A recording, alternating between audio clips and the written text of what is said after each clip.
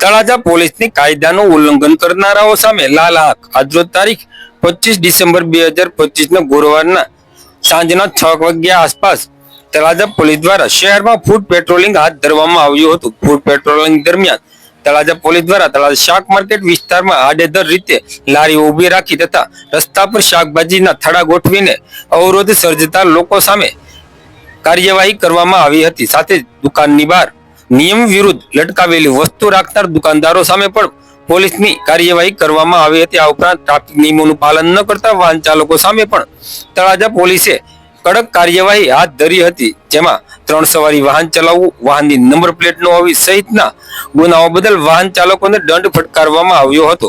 આ સમગ્ર કામગીરીમાં તળાજા પોલીસ ઇન્સ્પેક્ટર શ્રી એબી ગોહિલના માર્ગદર્શન હેઠળ હાથ ધરવામાં આવી હતી, જેમાં તળાજા પોલીસનો સ્ટાફ પણ જોડાયો હતો।